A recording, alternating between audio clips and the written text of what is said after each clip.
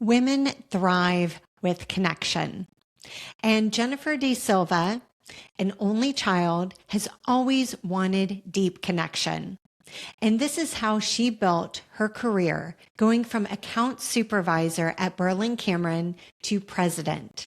Before being acquired by VML, she is now an executive officer, and she talks to us today about how she has inspired and lifted up other women, as well as connected women with women.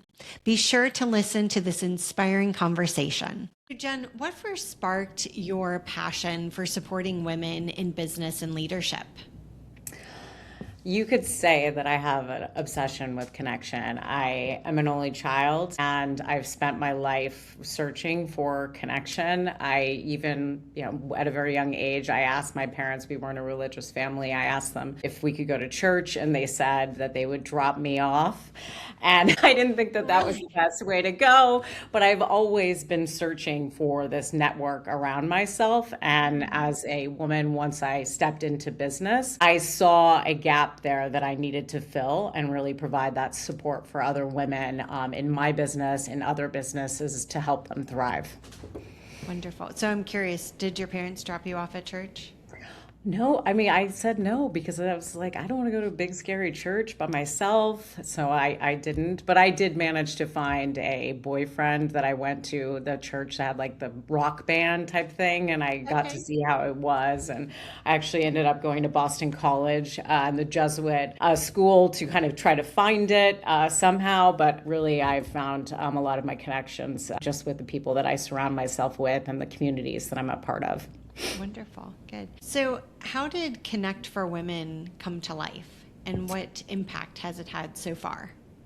Well, I was on the elliptical. I think that's where all my best ideas happen. And it was actually March 1st, and which is the start of Women's History Month. And I thought I need to do something for this month to mark this month and in my life. And so I tweeted and I did a post from the elliptical machine that I was going to connect 4 women a day for that entire month.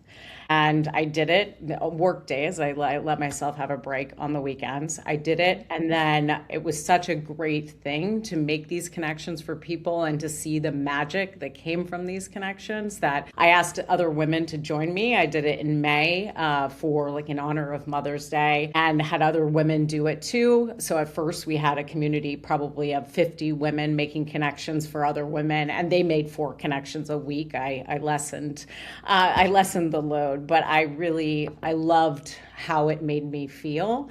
And now I've connected over 5,000 women and counting. I try to do it as much as I can. Connect for Women also became a place where we did coaching initiatives. We're connecting women to coaches that could enable them to rise in their career. An initiative that could help women get jobs in the She Session back when that happened. And then also I've curated a lot of events to help women thrive and really, build their potential. So what's your favorite Connect for Women event so far?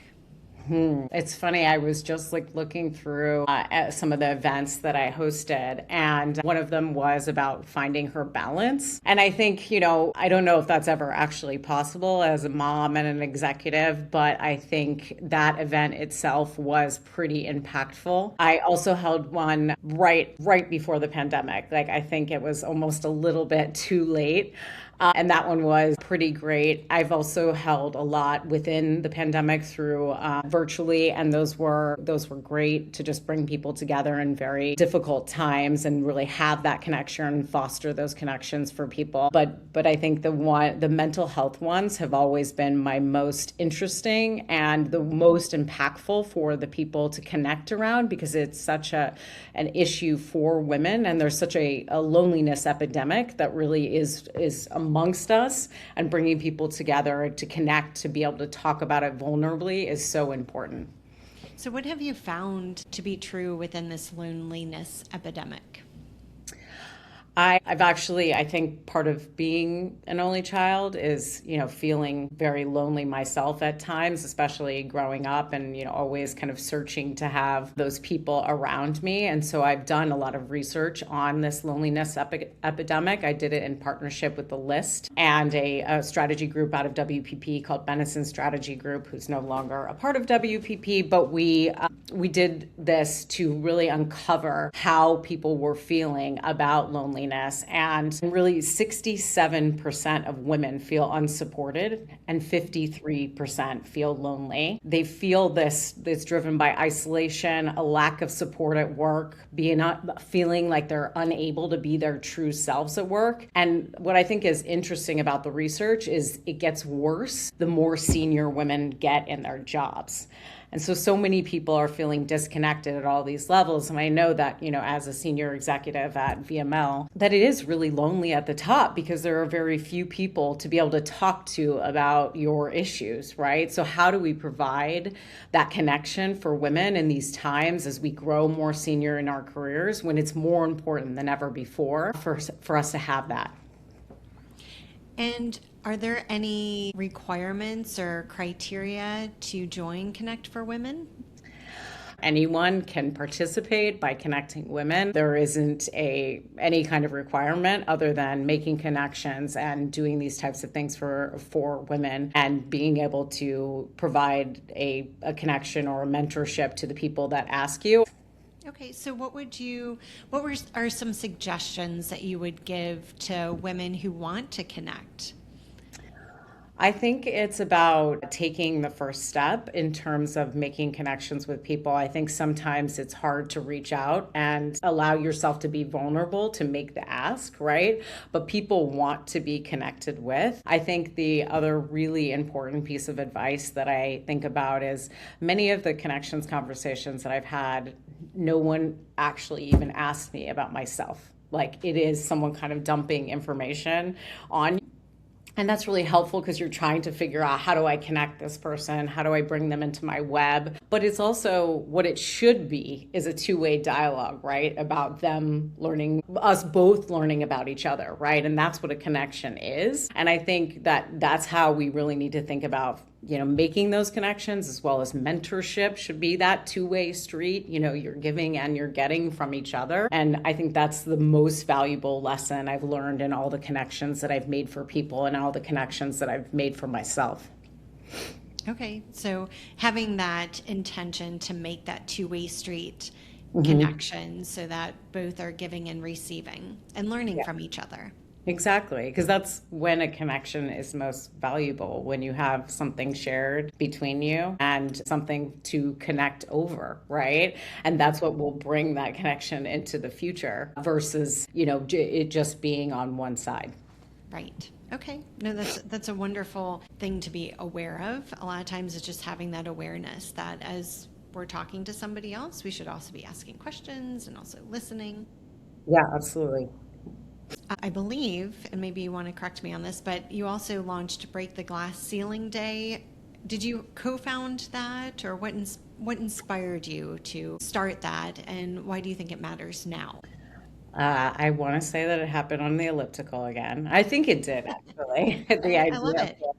Some it. people are shower idea Yeah, gurus. You're no. an elliptical I idea. did. When I moved to LA, it was one of the first things that I bought was an elliptical because that's apparently where my creativity comes from. But I thought, doing a day around Break the Glass Ceiling, and I did the research and learned that there wasn't one, and thought it could be impactful to celebrate this day. I brought in my friend Kate Luzo, who has actually a bar in New York City and a huge nationwide community called Luminary, but her bar or events is called the Glass Ceiling. So we co-partnered on this event together. It is observed annually on May 15th And the reason that this date was picked was because it's the 135th day of the year. And this date corresponds with the World Economic Forum's longstanding estimate of exactly how many years it will take for women and men to reach global parity across various political, educational, and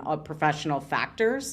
So not if there's a leap year, it slightly changes, but this year, actually, last Friday, it did fall on the 135th day of the year. And I think that this day isn't about the big achievements, although it is that too, right? And you and I yesterday were talking about some of those recently. But I think that this is more about celebrating the everyday moments, right? And that breaking the glass ceiling rarely happens alone. It happens when people open a door for you. It happens when they advocate for you, when they connect, they mentor, and they believe in someone really maybe even before the world really does. So I think it's so important to just have this mindset about helping, women to do this, because I think, where we are in this day and age, we're seeing things slip back, right, in terms of DE&I and gender parity and equity. So celebrating this and just thinking about it and making it part of your mindset is really important. I have a rule actually where if I hear someone talk about someone,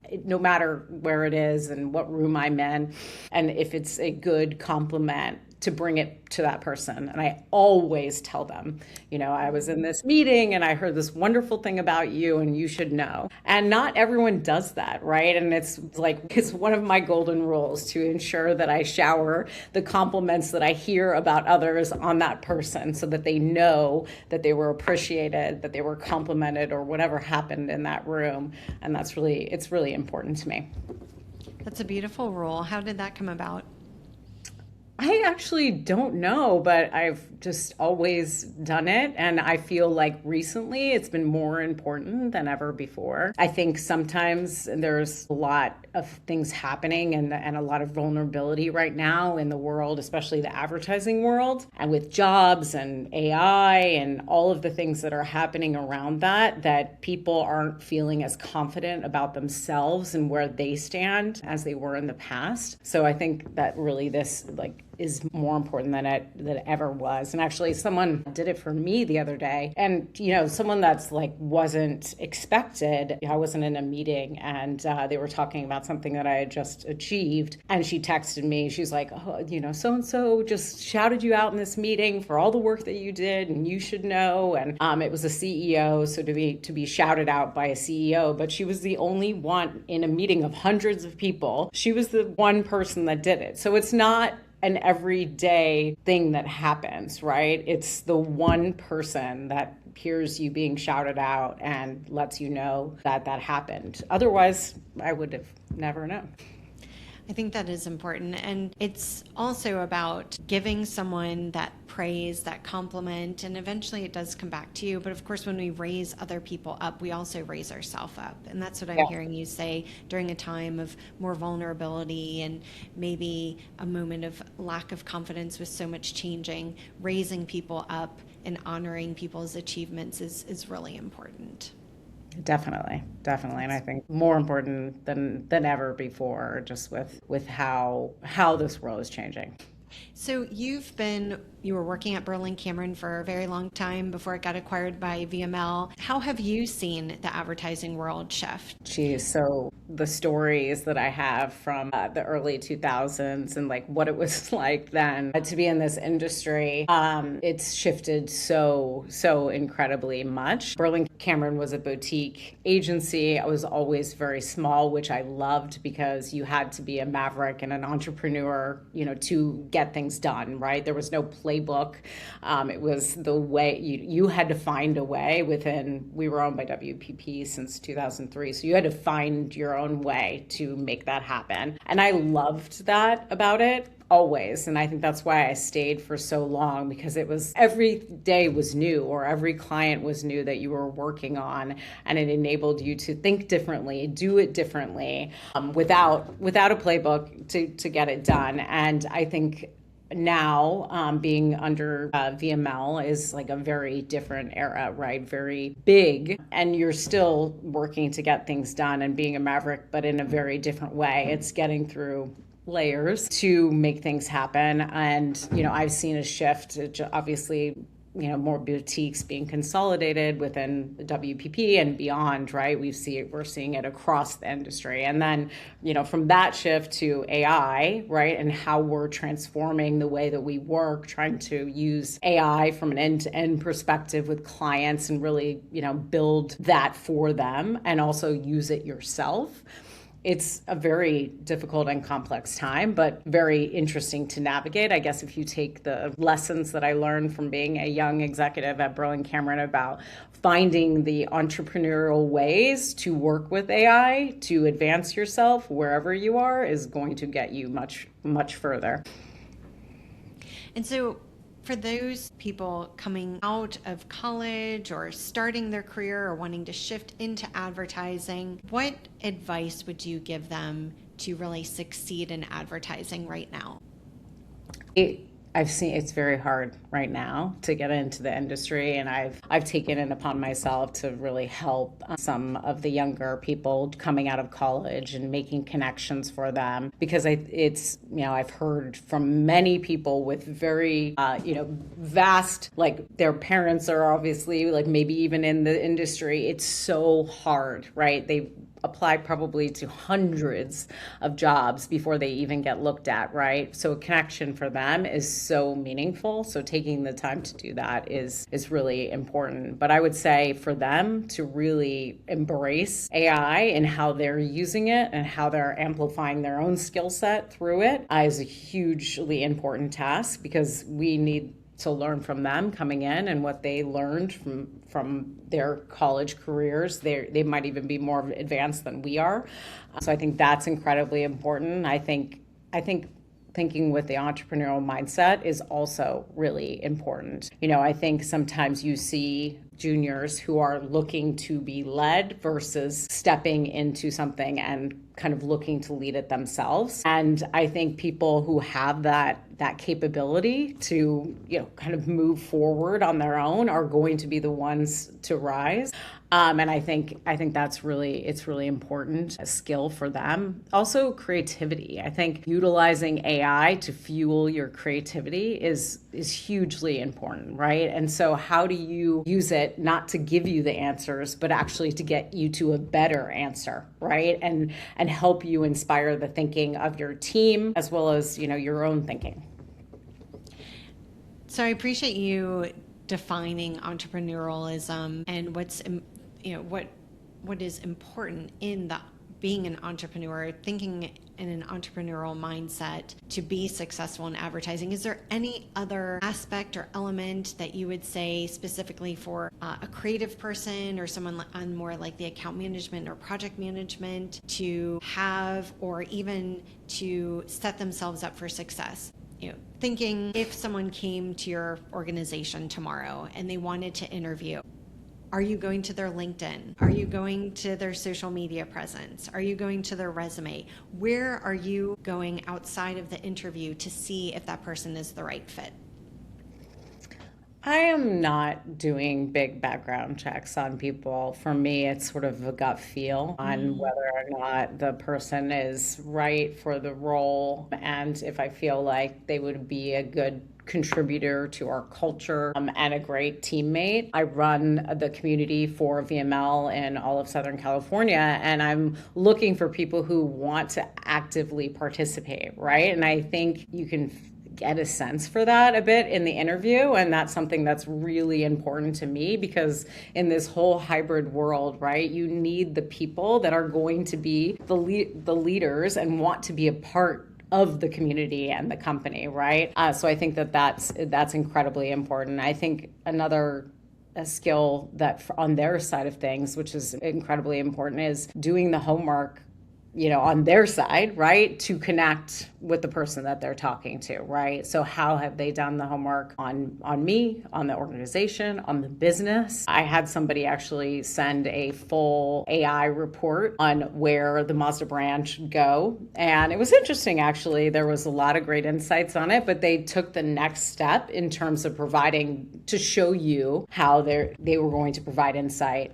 in the job, which I thought was really great. So how are you kind of proving yourself with that little next step? Is it through the homework that you've done to connect with the person? Is it showing that you're going to be a advocate and a big member of the community? Or is it, kind of providing that little extra layer that might get you through the door? Absolutely. Right. Because that research and taking that time to go that extra mile, that shows their interest and enthusiasm rather than just, oh, I got to get a job and pay my bills, so I'm showing up here for the interview. I'm sure you want to hire someone who's enthusiastic and invested in the opportunity. I found it also to the same point about a two-way street a bit in the interview. I found that a lot of interviews where I've actually barely said anything. That they're just talking at me almost like a fire hose, and I can't even engage in the conversation to figure out what kind of person they are because of it, right? It's like being bombasted a bit. And I know that's nerves related things, but I think to think about that when you step into these situations, that an interview is a connection, right? And if you make a good connection, you will get the job. But if you are just, pushing yourself forward, it might not be as good for you. So taking some deep breaths, calming the nerves, coming with some good questions, doing the research, showing interest and enthusiasm. Exactly. Wonderful. And having a quirk sometimes is fun too, because I remember those. This guy recently was like, I wear bow ties to work every day. I was like, wow, okay, I love it. Why? A conversation starter just about, being able to share something vulnerably about yourself, which makes that person remember you, right? Mm-hmm. Yeah. And appropriate for a professional environment, but still. Yes, of course. Yeah, there's that fine line. A bow tie is appropriate. That's fine. Yeah, absolutely. So you've been involved in Girl Up. Mm-hmm. And so what have you learned from your work with Girl Up and other women-focused initiatives? We talked about a lot, but anything else? Because I know this is an area that you're very involved in. I think it's about learning from the younger generation. I think one of the things that surprised me the most when I joined Girl Up was how confident and ready that these girls already are, right? And they need just help in maybe setting a foundation, but really, they are there already. They're leading already. And to let them do that in some ways and to give them the capability and the tools to do that, that's really what Girl Up is all about. So how do you kind of step back and help them, but in the way that they want to do it and they see the future and see the change. So I learned so much about them. I mean, they got up on stages in front of 500 people and were able to confidently and eloquently speak about initiatives or the ways in which they were changing the world. And it just blew my mind. I obviously love to speak, but I don't know that I would have been able to do that back then. So just for our viewers not really knowing Girl Up, when did you get involved in Girl Up, and who is involved in Girl Up? Who are these women that were talking on stage? So Girl Up is actually a global organization, and you can become clubs within the organization. So forming clubs across colleges or high schools, right, to be a part of it. And Girl Up provides the tools and advocacy to be able to help these girls thrive. I became a part of the board back in, I think it was 2017, through a man named John Gersma, who is now the CEO of the Harris Poll. And he said, hey, come with me to this meeting and one day. And okay. And I showed up to the meeting and he said, this is to the two people that were Melissa Kilby and Anna Blue, who were the chairs of the the organization at that time, he said, "This is your new board member." And they were like, "How could you just like bring this woman in? And who is she?" And he's like, "Trust me, you'll see." Many of the times in our everyday interactions, a door opens and we find ourselves inspired by other people's stories and actions. And that change that happens within us motivates us to then make impact in other people's lives. This is exactly what happened with Jen. And as a certified coach, if you find yourself in a transition, I can offer you support and tools so that you can navigate this time in your life with an empowered mindset. Be sure to check out awethera.com and schedule a complimentary call with me today. Now let's continue to hear Jen's story. And really, that was the start of my journey in advocacy and gender equity and helping women. And I was on the board for 5 years, and now I'm a board member emeritus, but I'm not like active board member anymore. But it was a great thing to be a part of and just see these girls rise and see them form their clubs and decide what initiatives they were going to do for their communities and really, let them take off themselves. They inspired you to make a difference in women's lives professionally. Yeah, absolutely. They actually that whole journey inspired me to like look at what we were doing differently at Berlin Cameron. And, we were having a down period where we weren't doing that well. And I had to think about how do we change this situation? We started investing in female founded businesses, whether it be taking a small stake of equity within the company or doing a pitch competition where we gave away our time. And we then built case studies with these female-founded brands and did some amazing work with them, and then translated that work and all the learnings from the female-founded brands to bigger brands, right? And this is how I founded LLShe, which is a division of Berlin Cameron that works with women-led and women-loved brands. And so doing big things like with the U.S. Women's National Team and Secret Deodorant, helping them to increase to helping them in their fight for pay equity, my current work with AIG and their sponsorship of the Women's Open, helping them increase the purse in women's golf, and doing that for various other brands that we worked with at the time, which was amazing. And so do you feel that challenge of Berlin Cameron not doing that well at that time and you taking that initiative, did you see a positive impact on the business and the bottom line based on that initiative? Yeah. Absolutely. I saw a huge change. And I think also just digging deep into something and having a deep understanding of that world then helps you propel, right, in what you're doing. And carving out that niche and that space for the business really helped us at the time. And I think, when we were trying to figure out who our partner was at WPP and where we went under and all the consolidation, they were very interested in that work that we had done. And I think, it was part of one of the things that made VML excited to partner with us. Great. I love that. So what do you see as the biggest challenge for younger women entering the workforce today, especially with the AI changing jobs, but specifically for women? I think it's the lack of face time, really, in that people aren't actively coming to the office, even if we have mandates, to really be a part of it. They're looking at work in a more siloed fashion, right? Like work, when back in the 2000s, I was pulling unfortunate all-nighters, but there was a part of that, which was the community and the camaraderie that came along with the business, right? And that being in it together. And I think that's really hard that people don't see that, right, as much as they used to in the virtual nature, in the hybrid nature. And so they're not learning from others as they go, and they're not getting that advantage that they once had to be in the room with the leader and helping on a pitch. And they may work on it, but it's from a distance, right? So there's this distance that we've created from our employees and our communities that's really hard, especially at a junior level, to learn. And so would you recommend women and people in general really encouraging them to come into the workspace more often?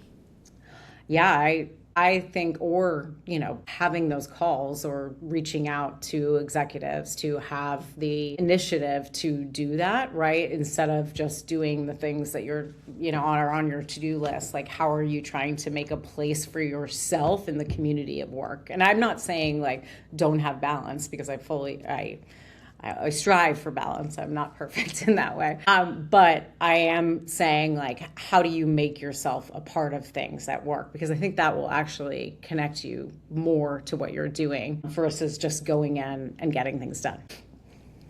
And you mentioned that you moved from New York to LA. So how did that change your career, your network, and how you show up professionally? Yeah, I moved surprisingly in the pandemic. I really didn't mean to move. We came to LA suitcases thinking we were going to go back. And my kids and my husband, and we came in and thought we were spending a month here to be a little bit closer to my family. And a week in, we were like, wait, why don't we live here? And we put our house on the market. I probably just would have dreamed about it, but my husband's like, we're not going to look at any houses unless you're like committing to this. I'm like, okay. So we did it, and our kids didn't go back for like a full year. So they left like New York, just with suitcases, thinking they were going back to all their friends. And, then we shifted our life completely, as like not even planning it. At the time with work, obviously we were all remote and it didn't matter. And Burling Cameron had become remote as well in the pandemic. So work-wise, it was fine. And then, in terms of VML and building up this community here, I saw a place for that. I think that the hardest part for me is I feel like I have a New York soul, right? I, walk hard, I type hard, I go in with gusto. I want to talk about work. I want to talk about people's achievements. And I find that people in LA don't lead with that. And it's, they're maybe, I don't think it's like intimidated by me, but they see me as maybe like just not laid back enough for them. Maybe it is. So I've had a really hard time like getting into the community here in LA and like finding my place in terms of, job wise. It's, I'm succeeding and building out this community and building VML LA and Southern California, but it doesn't feel the same. It doesn't feel as like interconnected. Like in New York, you felt a part of something bigger. And obviously my network was very vast, but I do make it a huge point to maintain that network and maintain those connections and relationships, because it's so important to do that. Every time I go back to New York, I see as many as people as possible, and I love it. It fuels me. I was just back there this weekend, so. And I don't think you were the only person that moved, right? There was like this whole like pandemic, post-pandemic shift. I'm sure that you're not feeling alone. Speaking of loneliness, I'm sure there's a lot of people who, maybe even some of our viewers, who made that shift. And how long were you in New York before you moved? 20 plus years in various different parts of New York City, just bouncing around. That's where I had my babies. It's definitely a foundational place for me, and it always will be. So you grew up, your career was established. You built that foundation before children, during children, there in New York. And it was a different time of your life. Yeah. So did you want to say something about that? Oh, no, it definitely was. Like, it was funny when I went back just recently. I went out with two girlfriends, and they were like, "You've become LA." And what? Like, it was like almost like an insult. And I love LA. It's nothing, but I like that I was becoming softer. And they were like, "You're not even wearing heels. Like, you used to wear heels every day." And I looked out and I'm in more ballet flats. And I'm like, oh my God, I am becoming LA. And it's not a bad thing. I have a great, a network out here now too, but it's taken a lot of work. It's not easy here, and it's not easy at almost 50 to do it, start over, right? And like make those reach outs and connections and do it in a different way. And I think LA is just a harder place to do it because it's just so spread out. Like you can't go from the Upper West Side to Wall Street in one day. Like that's like a 2-hour journey to cross, LA, right? But in New York, it's easier to network with people, I think, and to build those networks. So I'm doing it here, and I will get there. And I think, the family, this is where we need to be. Well, it sounds like there's definitely benefits. There's a part of you that loves LA and then a part of you that misses New York. And I'm sure it also required an identity shift to be a New Yorker, and then you're moving to LA. Even your friends are commenting that it's rubbing off on you. I know. Or maybe it's the age that I'm in the flats, but the next day I took a video of myself like marching down the street in my heels. I'm like, I am wearing heels running across the city. I'm still doing it. You're still doing it. Any advice or tips that you've learned in this transition that you would like to give others that might be in a similar situation or even looking to make a transition to a new market?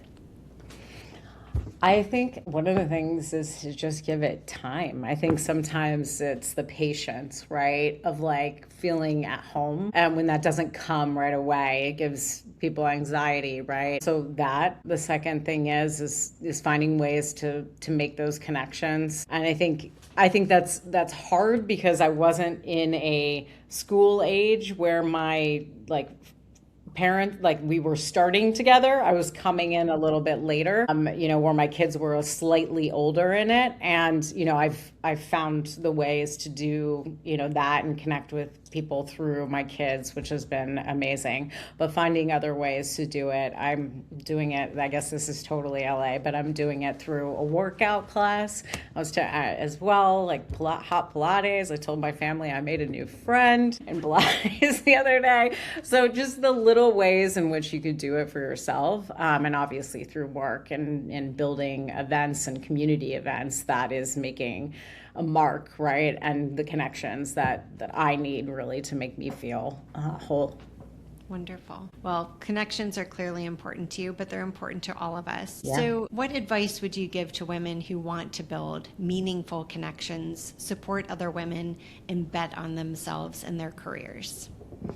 Yeah, it's funny, I've seen, it's about the New York to LA shift and making new connections at new points in your life, right? And how important that is, right? As we change, as our children leave, as, those things happen, right? And how are you thinking about setting yourself up for success for that, right? I think that is really important. My grandmother lived till she was 100. She had a big birthday party and then unfortunately passed shortly thereafter. And the reason that she lived and fostered is because of all the connections that she made. And obviously she lost tons of people along the way, but she built new relationships and she was constantly looking to do that, right? And I think constantly looking to, build those connections no matter where you are in your journey. People are going to come in at different stages of your life, and ensuring that you're doing that to give yourself that basis of community that we all need. I imagine that you are inspired, whether you're a woman or other women in your life.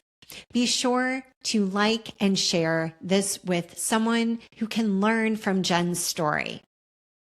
And I also invite you to check out this video because you deserve to have a career and build a life that you absolutely love. You can do it. I believe in you.